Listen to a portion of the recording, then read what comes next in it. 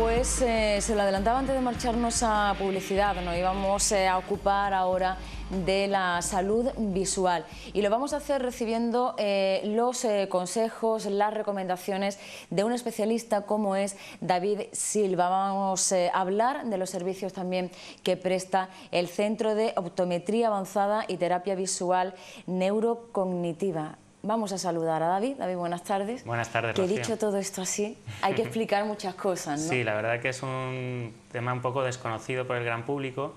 Aquí a España llegó un poco más tarde y la verdad que merece la pena que la gente lo conozca porque hay mucha población que se podría beneficiar en gran medida de las terapias que hacemos y de los diagnósticos en los que somos especialistas.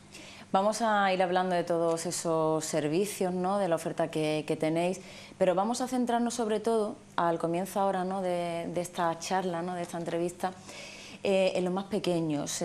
Acaba de comenzar el curso.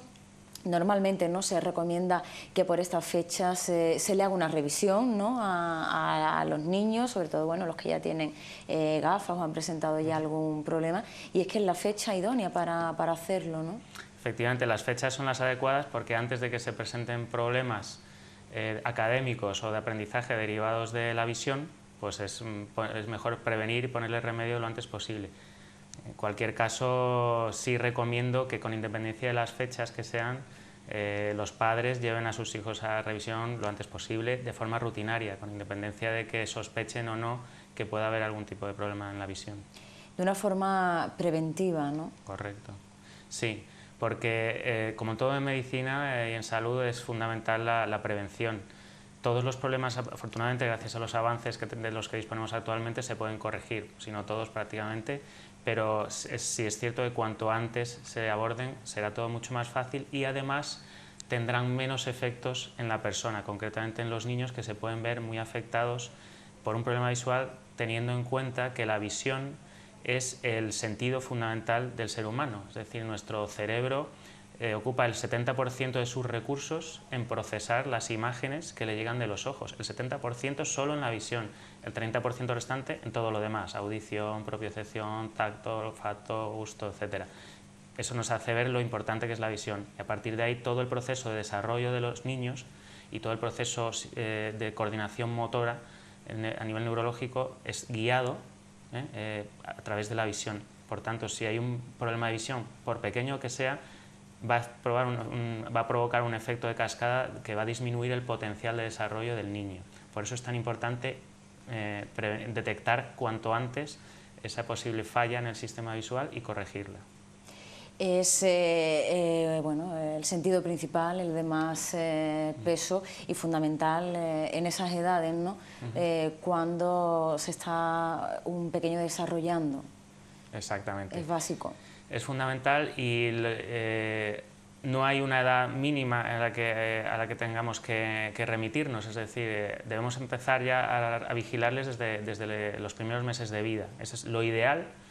Sería alrededor del 6.º mes de vida, es la recomendación de la Sociedad Norteamericana de Optometría, nos recomienda, y es mi opinión también, que como máximo a los 6 meses ya hagamos una primera evaluación de cómo es la visión de ese bebé, porque si hay un problema realmente severo es el momento de atajarlo, si no va a ser muy complicado luego a futuro. Probablemente no haya ningún problema, pero vamos a tener una primera imagen, una primera referencia y luego en posteriores seguimientos comprobamos si la evolución que está teniendo es la correcta o no, o hay que actuar de forma temprana. Y en determinadas situaciones es muy importante actuar en ese momento. No hay que esperar a que tengan 4 o 5 años, sino mucho antes. En cualquier caso, si como es lo habitual, no se ha llevado a cabo una evaluación en esas edades, pues a la edad que tenga, si nadie la ha llevado y tiene 5 años, pues ya, si tiene 4, si tiene 7, la edad que tenga, pero si no se le ha evaluado nunca, que se le evalúe inmediatamente. Es lo que te iba a preguntar precisamente, ¿no? Si realmente estábamos mentalizados, ¿no? Y desde tan pequeño, 6 meses, ¿no? Se lleva al niño a esa revisión. Todavía queda mucho que educar también y que aprender en ese sentido, ¿no? Sí, Por desgracia no hay unos protocolos establecidos a nivel gubernamental, ni a nivel comunitario, ni de comunidad autónoma. No hay unos protocolos en este sentido, así como si los hay a otros niveles, por ejemplo auditivos, si se hace un screening auditivo a los bebés nada más nacer, y sin embargo no se les hace uno visual, que es mucho más importante. Seguramente es porque la prueba es mucho más sencilla y la prueba visual es mucho más compleja, y eso hace que no se haya protocolizado. Por otra parte, los pediatras normalmente no tienen en sus consultas dispositivos adecuados para medir algo tan sensible como la agudeza visual en bebés pequeños o en niños en edad preverbal que todavía no hablan. Hacen falta, primero, conocimiento, una formación específica y dispositivos específicos. Entonces, los pediatras en esas edades todavía no pueden hacer la medida adecuada y por eso pasan desapercibidos muchos problemas visuales hasta edades ya avanzadas, hasta los 6, 7 años, 8 años incluso. No es raro que nos encontremos en mi consulta a niños que nadie les ha evaluado hasta esas edades. Esa primera evaluación, ¿en qué consistiría? Sin entrar a lo mejor, ¿no?, sí, en muchos tecnicismos, sí, pero ¿por qué es complicado? Es complicado porque no podemos contar con la colaboración del bebé. Entonces todo se tiene que basar en una extraordinaria experiencia clínica capaz de extraer información de los gestos, de las actitudes del bebé y de la observación.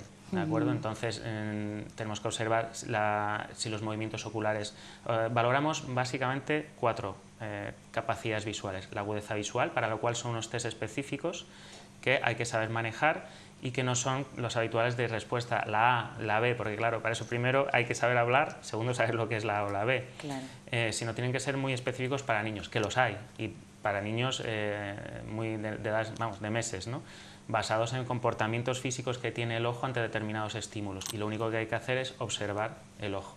Bien, y con esto conseguimos unas referencias muy válidas para conocer la agudeza visual, es decir, cómo de bien se está desarrollando la sensibilidad del ojo. Después le evaluamos también los movimientos oculares. Para ello simplemente tenemos que exponer al niño un estímulo y observar cómo de bien mueve los ojos, si lo acompaña de movimientos de cabeza, si no, si tiene restricciones, si hay posiciones en las que el ojo no se mueve, si pierde la fijación, si ese acompañamiento del estímulo va seguido de una convergencia, es decir, si es capaz de meter los ojos hacia adentro o sacarlos hacia afuera de una manera natural o no es capaz de hacer eso. Y bueno, hay una batería de pruebas muy específicas que nos permiten, incluso en niños de meses, saber si todo va bien o no. De todas formas, ya luego es muy importante la observación en casa, ¿no? Ver el día a día, no solamente el colegio, que ahora vamos a hablar de la escuela, sino también el observar en casa cuál es su desarrollo, la fijación que pueda tener, ¿no? Efectivamente, los niños no nos van a decir normalmente no veo bien, porque ellos creen que así ve todo el mundo. Cuando tienen un problema visual no tienen con qué comparar, siempre han visto así, se están desarrollando todavía, cada día para ellos es una experiencia nueva y no son capaces de distinguir lo que es ver bien de lo que es ver mal, porque no tienen otra referencia. Entonces lo primero que hay que hacer es prevenir, es decir, asegurarse acudiendo a un profesional y por otra parte vigilar determinadas actitudes, ¿no? Por ejemplo, el enrojecimiento de ojos, frotarse mucho los ojos, dolor de cabeza, dolor ocular, pero ni siquiera esos síntomas los manifiestan de manera sencilla hasta ya que son un poco más mayores. ¿Sí? Ya con 5 o 6 años pueden empezar a manifestar ellos mismos los síntomas, pero otras veces no los manifiestan. Y otro de los síntomas más evidentes, por ejemplo, es un rendimiento escolar por debajo de lo esperable, porque el niño muchas veces rechaza las situaciones en las que le provocan esos sintomatología, en la que se encuentra incómodo, y al rechazarlas pues evita el síntoma, es decir, nunca se siente incómodo porque no hace las tareas que le provocan la incomodidad. Entonces, ¿qué sucede? Que se convierte en lo que llamamos un niño vago, que no, este niño es vago, no le gusta estudiar, no le gusta leer, no es que no le guste, es que no puede, es que tiene una limitación funcional a nivel visual que hace que esa tarea, que para otras personas o otro niño de su edad es una tarea fácil y natural, a él le supone un esfuerzo extraordinario que no está dispuesto a acometer porque tampoco tiene la motivación para hacerlo. Y entonces, ¿el síntoma cuál sería? El síntoma es que es un niño que no le gusta leer. Eso ya en sí mismo es un síntoma. Es un niño que no hace la tarea y, sin embargo, es evidente que es un niño como mínimo normal, que debería poder hacer esas tareas con total normalidad. Pues ese es el primer dato que nos puede decir, este niño probablemente tenga un problema visual. La falta de concentración, también de atención, ¿no? En clase o ante los libros, ¿no? Son señales de que algo puede funcionar mal. Por eso relacionamos posibles problemas o deficiencias visuales con lo que es el aprendizaje. Hasta un 70%, ¿no? de los problemas de este tipo pueden estar relacionados con que hay un fallo en la visión, ¿no? Así es, Rocío, es un dato muy interesante y muy poco conocido. Como has dicho bien, el 70% aproximadamente de los problemas de aprendizaje en niños están directamente relacionados con un problema de visión. Como decíamos antes, la visión es tan importante, es la que guía el proceso de aprendizaje. No hay más que pararse a pensar que casi todo es a través de la lectoescritura. Pues claro, si la visión es deficiente en el sentido que sea, que podremos hablar de qué tipos de deficiencias puede haber, pues lógicamente el proceso va a estar limitado, con independencia de la capacidad intelectual que tenga el individuo, pero si su visión no le permite avanzar, su aprendizaje y su desarrollo, porque no olvidemos que estos niños se están desarrollando como personas, se están desarrollando físicamente, mentalmente, y todo eso está lastrado por un problema que les impide llegar al potencial real. Y hay que tenerlo en cuenta cuando fundamental que los padres lo tengan en cuenta e inmediatamente, bueno, muchos profesionales derivan a una exploración visual cuando detectan un problema de aprendizaje, porque lo saben, muchos psicólogos, psicopedagogos son conscientes de esta realidad y uno de los protocolos que tienen es derivar para asegurarse de que no hay ningún problema en ese sentido. ¿Qué sucede? Que los problemas que pueden aparecer no son solo de salud ocular, que es lo que los profesionales de la oftalmología se dedican, sino que son problemas más bien funcionales y que no son detectados en un examen oftalmológico convencional, sino que es necesario realizar unas pruebas específicas que valoran la funcionalidad de la visión, aunque el ojo esté sano y no tenga ni miopía, ni hipermetropía, ni astigmatismo, ni tenga ninguna enfermedad, pero puede no funcionar bien. Es un proceso que tiene lugar en el cerebro, fuera del ojo, y que si no está convenientemente ajustado, con independencia de la salud del ojo, puede no funcionar bien, y ahí es donde hay que evaluar. Y eso es a lo que nos dedicamos los optometristas. No todos, pero sí los que estamos especializados en esta materia, en terapia visual sobre todo. Ya la preocupación no solo por el estado, ¿no?, de salud del ojo físicamente, sino por cómo se forma, ¿no?, la imagen que estamos percibiendo del exterior, cómo interiormente se forma, ¿no? Exactamente, esa es la clave. Cómo procesa el cerebro, el órgano fundamental de la visión. Este es un dato también muy importante. El órgano fundamental de la visión no son los ojos, son fundamentales también, pero más importantes incluso que los ojos es el cerebro, que es el que de verdad es, como si dijéramos, el ordenador que procesa la información visual y que nos proporciona esa sensación que estamos viviendo ahora tú y yo y los telespectadores, que les está llegando. Eso no lo ha generado el ojo. El ojo ha participado, ha transmitido unos datos, pero el que ha generado esa imagen es el cerebro. Y en todo ese camino, en el cual participan muchas áreas del cerebro, pueden haber fallos, con independencia de que el cerebro esté totalmente sano y los ojos también. Claro. Pero son fallos de funcionamiento. Y esos fallos de funcionamiento hay que corregirlos a nivel neurológico, en el cerebro. Y en primer lugar hay que diagnosticarlos apropiadamente, un especialista adecuado en la materia, y luego corregirlos mediante terapia visual neurocognitiva, que es la que trabaja a nivel neurológico. Hemos hablado de la vinculación que hay entre estos problemas visuales y el aprendizaje, pero también, David, el comportamiento, ¿no? Afecta al desarrollo también de la personalidad. ¿Se puede dar el caso de niños que se aíslan o que se acomplejan? Desde luego.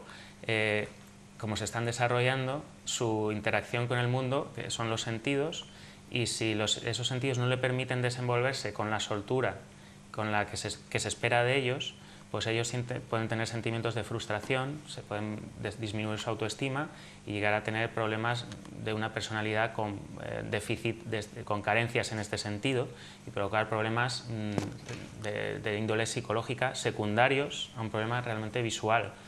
Por eso es tan importante saber cuál es el origen del problema. ¿Y qué tipos de problemas pueden ser estos que pueden provocar estas situaciones? Sí. Bueno, pues hay tres áreas de la visión que son fundamentales, que son los movimientos oculares, el enfoque que se llama técnicamente la acomodación, y en tercer lugar el sistema de emergencias, es decir, o sistema binocular, la capacidad de funcionar los dos ojos como un solo equipo. Al tener dos ojos tenemos que coordinarlos, sería más fácil vivir con uno solo, pero nuestra experiencia visual sería mucho más pobre también, no tendríamos visión en 3D, no mediríamos igual de bien las distancias, ni los tiempos, ni las velocidades.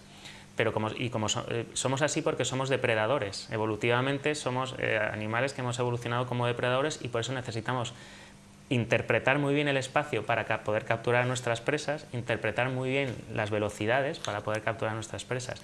En cambio, es un dato curioso, los que son animales presas, en lugar de depredadores, que están destinados a servir de alimento a otros, están en la base de la cadena alimenticia, tienen una visión totalmente diferente. Priman, en lugar de la calidad de la visión y del espacio, priman el campo visual, es decir, cubrir casi todo el espacio para poder ver si viene alguien a por él. Pero no le hace falta verlo bien, le basta con verlo borroso y de lejos. Que hay algún peligro, ¿no? Claro, y entonces ya activan su sistema de alerta. Y entonces su sistema visual lo que busca es cubrir mucho campo visual, pero con poca calidad. Nosotros menos campo visual, pero con mucha calidad, para poder medir bien. Bueno, pues pero para que eso funcione bien necesitamos buenos movimientos oculares, buen enfoque y buena binocularidad, coordinación de los dos ojos.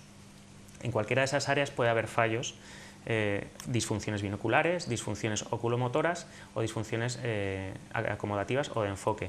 Cualquiera de ellas nos va a limitar muchísimo a la hora de la lectura. Aprender a leer con 5 años, si tienes un problema en esta área, va a ser una cuesta arriba muy importante para un niño. Al final desarrollan estrategias y lo consiguen, pero la forma realmente razonable y efectiva para ello no es machacar al niño con más lectura, sino enseñarle a leer de otra manera, no la que él es capaz de hacer tan pobre con esa disfunción, sino eliminarle la disfunción y enseñarle a desarrollar una estructura mental mucho más adecuada que le permita desarrollar la tarea eficientemente. Y que en el caso de un niño, ¿no? Pequeño aprendiendo a leer o simplemente a la hora de ver la tele y tal, una vez que se le ha detectado ese problema, se le pone solución, que ahora vamos a hablar también de las soluciones, no solamente de los problemas, ¿no? La vida cambia para ese niño, lo va a entender de otra manera. Esto es apasionante, es una de las cosas más gratificantes de mi profesión, porque observas cómo cambian las personas para mejor, cómo una persona que entró contigo en un momento dado de su vida sale convertida en otra persona, porque no es que cambie su visión, es que cambia su forma de ser, porque claro, han cambiado todas sus habilidades, se siente más seguro, es una persona mucho más competente en casi todo, si completa el proceso de terapia y no se queda solo en una resolución superficial, que bueno, estaría bien, pero nosotros intentamos ir más allá y hacer de su visión una herramienta extraordinaria que le permite desenvolverse en el mundo real de una manera mucho más excelente, a todos los niveles. Físico, va a ser mucho mejor en los deportes porque va a poder coordinarse mucho mejor su cuerpo, va a conocerlo mejor, va a controlar mejor el suyo y el espacio que le rodea. Académicamente, porque va a ser capaz de utilizar su visión como canal de entrada eficiente para el análisis y procesamiento de la información, que es el 70% de lo que nos llega a través de la información, es a través visual. Entonces su potencial se va a disparar, y eso además psicológicamente y a nivel de personalidad le va a situar en un plano muy superior al de la persona que arrastra un déficit que no le permite alcanzar esos niveles. Claro, aumenta la autoestima, ¿no? En definitiva. Eso, son personas diferentes, cambiamos vidas, es lo más bonito de esta profesión, que nos permite cambiar vidas, y además cambiarlas desde dentro. En realidad nosotros ponemos las condiciones para que la propia persona se cambie a sí misma. Se valora, ¿no?, de otra forma, experimentando así el cambio, ¿no?, ese paso, ¿no?, esa evolución. Indudablemente. Has mencionado, ¿no?, muy por encima el deporte. También es importante a la hora de desarrollar determinadas actividades deportivas o profesionales una visión lo más perfecta posible, ¿no? Por supuesto, en casi todos los deportes, sobre todo en algunos como los deportes de pelota, tenis, fútbol, baloncesto, hockey, todos estos deportes la visión es fundamental porque se desarrollan a unas velocidades muy grandes y las capacidades visuales son fundamentales, lo que hablábamos antes, la medición del espacio, de las velocidades, etc. Y entonces la diferencia entre un buen jugador y un jugador excelente, probablemente, entre otras muchas, entre otras cuantas pocas, probablemente es la visión. Porque a nivel físico ya están todos exactamente igual de entrenados, no son unos más fuertes que otros ni más resistentes, porque eso se puede suplir con un buen entrenamiento físico, que a partir de cierto nivel todos tienen ya. Es todo entrenamiento mental y ahí juega un papel fundamental la visión, esa capacidad de seguridad de saber dónde está cada cosa. Y de hecho la mayor parte de profesionales, de deportistas profesionales, por lo menos los relacionados con deportes de pelota, también de pilotos de Fórmula 1, de motociclismo, etc., hacen entrenamiento visual, no para curarse ninguna disfunción, sino para ser mejores que el de al lado. En concreto, bueno, podemos dar un dato. Yo tengo la suerte de conocer al doctor Robert Sanet, que fue entrenador del equipo olímpico de voleibol de Estados Unidos. No habían ganado nunca una medalla y el doctor Sanet les realizó un programa de terapia visual con idea de llegar a las Olimpiadas en condiciones de disputar las medallas, porque también es verdad que habían conseguido hacer un equipo muy potente al resto de niveles y resulta que ganaron la medalla de oro. De no haber ganado nunca una medalla, ganaron la medalla de oro en 2 Olimpiadas. No consecutivas, hubo en media una que no ganaron la medalla de oro, ganaron en el 88 y en el 96. Es curioso, ¿no? Gracias a ese entrenamiento visual. Probablemente tuvo mucho que ver. Obviamente hacían otros tipos de entrenamientos y eran grandes jugadores, pero ese plus que diferencia la medalla de bronce o el cuarto puesto de la medalla de oro, pues es posible que fuera gracias a la terapia visual. Lo vieron ellos. Porque siendo grandes atletas tenían deficiencias en determinados aspectos a nivel visual que fueron pulidas a través de la terapia visual. Eso te hace ser también más rápido, claro, saber responder, ¿no? En menos tiempo. Más rápido y más seguro. Claro. Sí, y tomar las decisiones correctas en el momento oportuno. Son dos aspectos, claro, importantes. Ayuda no solo la terapia visual, también relacionándolo con los problemas de aprendizaje, no es solo que vean mejor o peor, que por supuesto es necesario, Afecta, pero claro. es que afecta también a la concentración, como bien habías comentado tú antes, Rocío, a la atención, a la capacidad de concentración. Niños que no tienen una visión suficientemente buena, en cualquiera de estos aspectos que hemos comentado, lo que hacen es desconectar. Cuando están en la clase, no están rindiendo al nivel que se les exige o que se les pide, o simplemente se comparan con el de lado y ven que están detrás, que se están quedando atrás, al final lo que hacen es desconectar para no sufrir, ¿de acuerdo? Entonces desconectan y pierden la atención. Y a veces se les etiqueta como niños con déficit de atención, con problemas de hiperactividad. Son etiquetas que son muy útiles para catalogar a alguien y decir, quedarse tranquilo, pero a lo mejor el problema en muchos casos no va por ahí, sino tiene su origen en un problema visual que una vez resuelto le permite mantener la atención en las tareas. Y David, no quiero que terminemos la entrevista sin tocar también un tema, aunque sea de una forma resumida, pero todo este mundo de la televisión, de las pantallas, de la tablet, del teléfono, de la consola, bueno, con todo eso, ¿qué ocurre? Las nuevas tecnologías tan famosas, bueno, pues pasa como con todo, que depende cómo se usen. No son malas en sí mismas, pero sí es verdad que están arrastrando a buena parte de la sociedad unos malos hábitos a nivel visual. Y esos malos hábitos arrastran o provocan que aumentan las probabilidades de que surjan problemas visuales. Y además empiezan en edades muy tempranas, pues con más razón. Por exponerlo de una manera clara, como he dicho antes, somos depredadores, biológicamente hablando, que estamos diseñados para ver bien de lejos, ver muy bien el espacio, las distancias, pero no estamos diseñados para estar 8 horas leyendo o delante de un ordenador. Eso lo podemos hacer, pero supone para nuestro sistema visual un estrés, supone un esfuerzo excesivo. Y eso ya depende del individuo y de sus capacidades, pues está más o menos preparado. Entonces, si no está demasiado preparado, es muy fácil que empiece a aparecer problemas de enfoque, de binocularidad, lo que llamamos estrés visual, porque el sistema se colapsa, se agota, entonces aparecen síntomas como fatiga visual y donde no había un problema, pues surge. Eso puede pasar. O bien empeora un problema que ya estaba, pero que estaba a un nivel más leve y se empeora por culpa de unos malos hábitos visuales. Efectivamente, lo que pasa es que es difícil luchar contra eso hoy en día a nivel profesional, pues tenemos que lidiar con eso. Pero lo que sí debemos intentar, que supongo que iba por ahí también tu pregunta, es en la medida de lo posible a los niños evitárselo, claro. porque si a ellos sí se lo podemos evitar.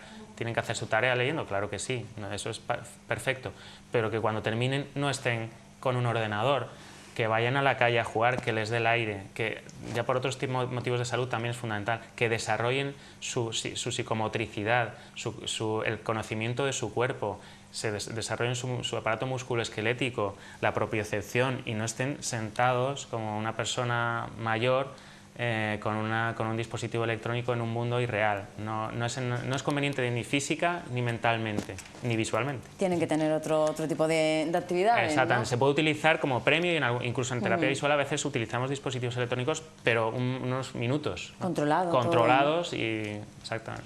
Bueno, David, siempre muy interesante todo lo que nos cuentas. Ya sabes que la teletiempo es muy limitado, pero la persona que tenga más dudas, que tenga que realizar alguna revisión y que quiera consultaros, ¿dónde os va a encontrar? Pues mira, nosotros tenemos la consulta, sí, en general yo recomiendo acudir a optometristas especializados en terapia visual, ¿vale? Porque son aquellos que tienen en cuenta todos estos factores que hemos conocido, hacemos todas las pruebas pertinentes y tenemos el conocimiento para aplicar las terapias adecuadas. Si por lo que sea encontráramos la necesidad de derivar a otro especialista, seremos los primeros en derivar cuando es necesario. Pero otros especialistas no van a realizar estas mismas pruebas que hacemos nosotros. Entonces, en primer lugar, en general, un optometrista especializado en terapia visual, no cualquier optometrista, ¿de acuerdo? Y en segundo lugar, nosotros ofrecemos esos servicios aquí en el centro de Jerez, en la calle Zaragoza número 1, al lado de la Plaza Ladro. Pues tenemos nuestra consulta donde estaremos encantados de atender a toda aquella persona que se quiera acercar por allí y mejorar un poco su salud visual. Muy bien, David, pues nosotros encantados de que hayas estado aquí con nosotros y nada, estaremos en contacto. Muy bien, muchas gracias. Muchísimas gracias. Ahora vamos a hacer una pausa, descansamos un poco, nos marchamos a publicidad, pero vamos a volver en nada, tan solo en unos minutos. Hasta ahora.